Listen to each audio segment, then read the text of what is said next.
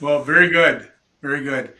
We have a question from a viewer about the status of the bonding bill, which, of course, normally is in the what we used to call the off year or the even numbered year of the legislative calendar session.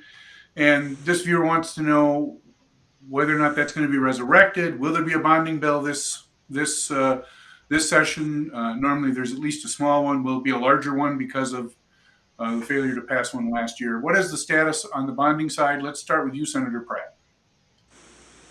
Well, there is a lot of effort to get a bonding bill started, to restart the bonding bill agreement that we had last year. I think it's unknown that we actually came to an agreement on a bonding bill, but it didn't get passed. All bonding bills have to originate in the House, and we never got a chance to vote on it in the Senate. There have been a small group of senators and representatives meeting together with the governor's team to see if we can find some common ground.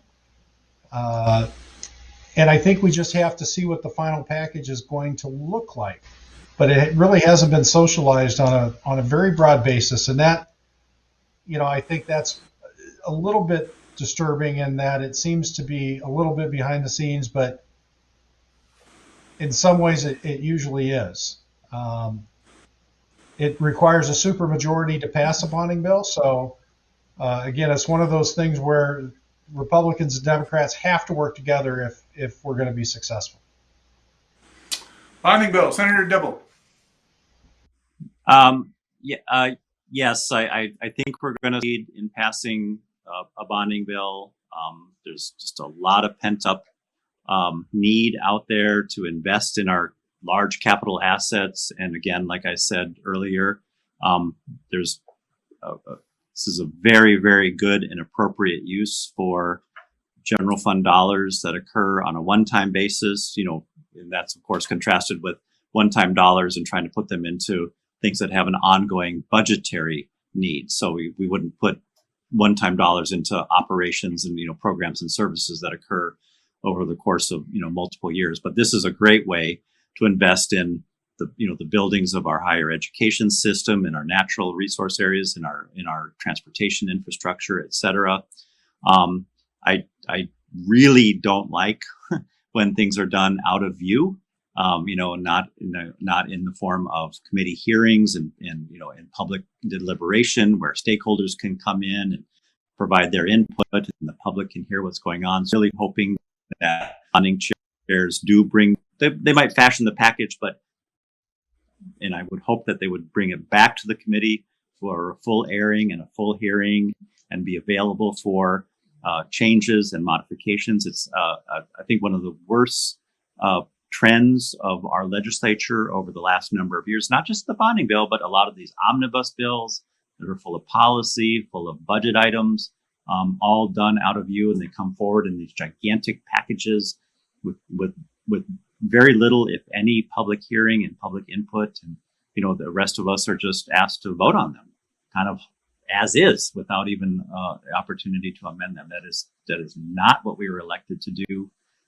And so, I think we're pushing harder for caucus for more transparency. So I appreciate what Senator Pratt said. I agree with him on that. The other thing to keep in mind is, we have an $18 billion surplus, and some of these dollars maybe we don't have to borrow from the capital markets. That's what bonding is. It's just basically borrowing. It's a loan from investors who buy bonds. We could just appropriate the dollars needed for some of these larger expenditures as well.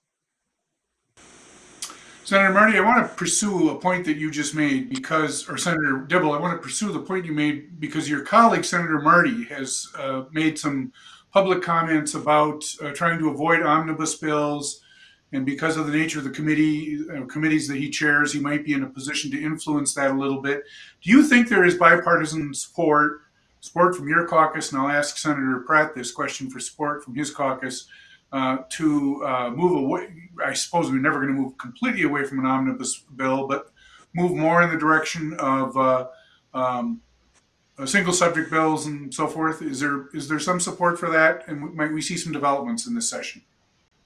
Yeah, there's a constitutional prohibition on bills that aren't single subject, but unfortunately, we do it all the time. And what has to happen, of course, is someone has to sue, and then your entity, your branch of government, then has to agree that, oh yeah, that's unconstitutional action that the legislature took. They're mixing their subjects. So we'll always have Senator Dibble, if you want to take a shot at the Supreme Court, that's just fine. The Supreme Court, I think, has been a little too deferential to tolerate the claim has been made. I think we can safely say that the court has not been particularly aggressive about enforcing the single subject language of the Constitution. I think we can say well, that it used much. to be. I don't know what's changed. It doesn't want to mess around in the other branch these days, and I wish it would more, because I think it's been really, really sloppy and very unfortunate, and hasn't served the interests of transparency and accountability, and it concentrates power in very, very few hands in the legislature. So it's not healthy. I think we'll always have bills. That's the single subject.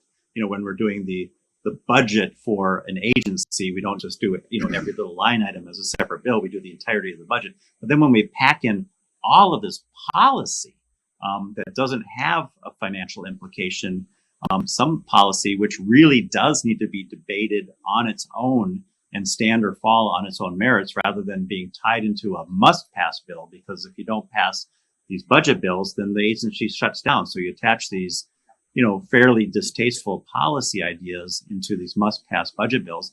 We violate the Constitution's single subject requirement, and we have deals that are cut that are maybe that shouldn't be, and stuff is done again, like I said, without the input and the view and patient of all of the elected representatives. I think there is a lot of support for changing that practice. Senator Pratt, the much debated, much controversial single subject issues. What do you think?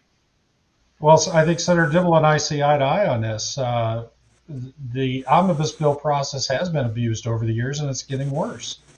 And it hasn't been a Republican issue. It hasn't been a Democratic issue. It's been both of us. And I've got a perfect example. Last year, my jobs bill got wrapped in with energy and commerce. And I think you can say that funding DEED in the Department of Labor had nothing to do with funding the Department of Commerce and energy policy, but the leaders of both chambers came together, and that was the agreement we got. And while I wasn't happy with it, I had to move it along as best I could. I would like to see us get back, because our constituents need to know what we're working on, and I think getting more to a single subject allows us to have better debate and better discussion on specific topics. But Senator Dibble's right. I mean, when you're working in a budget, the single subject is the budget for funding that agency, and sometimes you have to fund the policy that goes along with it. But when you start combining 2 or 3 agencies together that aren't related, then I think you've gone too far. So I've told Senator Marty directly that I support his efforts in trying to get us back to more narrowly focused bills, and I'm happy to help him however I can.